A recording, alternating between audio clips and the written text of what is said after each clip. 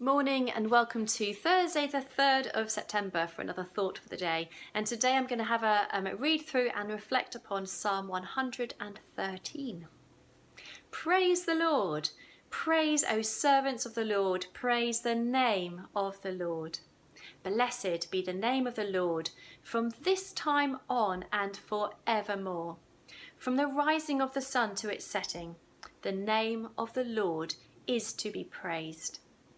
The Lord is high above all nations, and his glory above the heavens.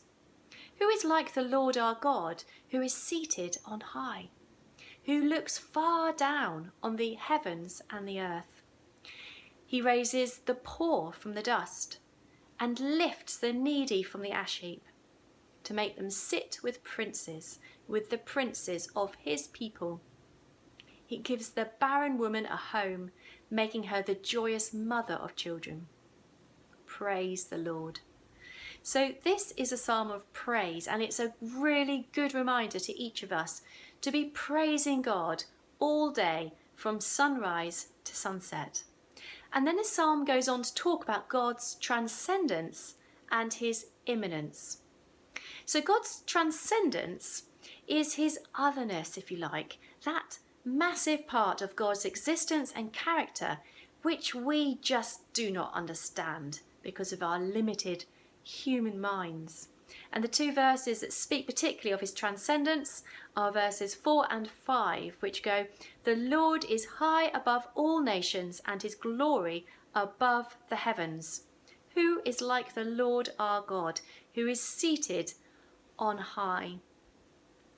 And it reminds me a little bit of the way God speaks to Moses and Elijah in the Old Testament.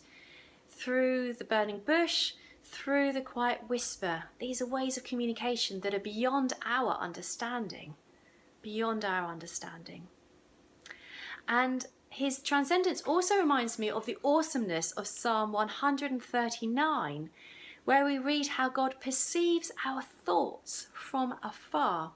And before a word is even on our tongue, God knows it completely.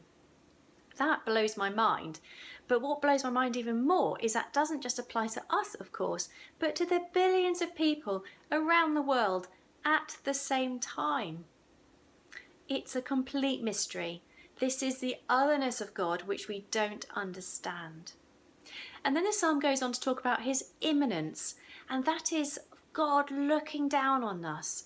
And this comes through in verse 6. So it says, "Our God who looks far down on the heavens and the earth and raises the poor from the dust to go up to heaven to be seated amongst the princes of his people." So not only does God look down on us, but of course he comes down. He takes on the form of a man, as in Jesus, to become one of us. And he chooses to reveal something of his character through his son, Jesus Christ. So he looks down, he comes down, and he becomes involved in our lives. So his immanence is his nearness to us on earth.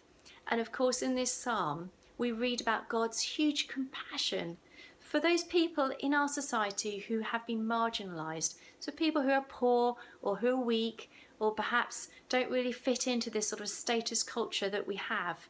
Those who are marginalised, these are the people who are particularly important to God, particularly important to Jesus, and should be particularly important to us too. So I just want to flip back to the beginning of the psalm, which talks about praising God from sunrise to sunset. And of course, this theme comes back at the end, praise the Lord.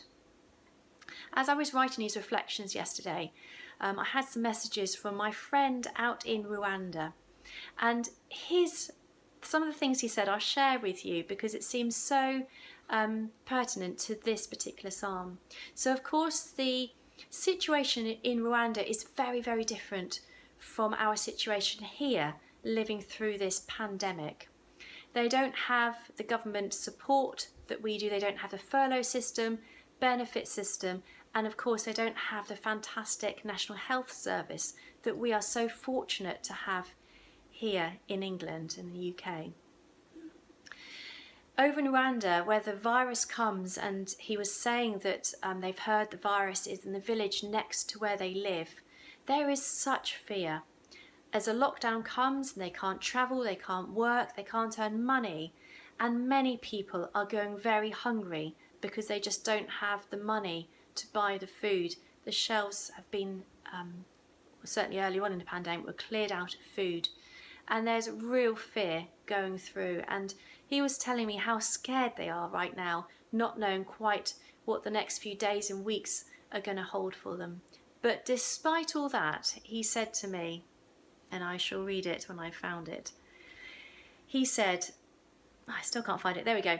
But my heart is always praising the Lord for his love. And I thought, how amazing is that? How often do we either stop praising God or somehow blame God for situations or get angry with God, which of course there is place to share all this with God. The Psalms of Lament tell us that we are to share all these emotions with God.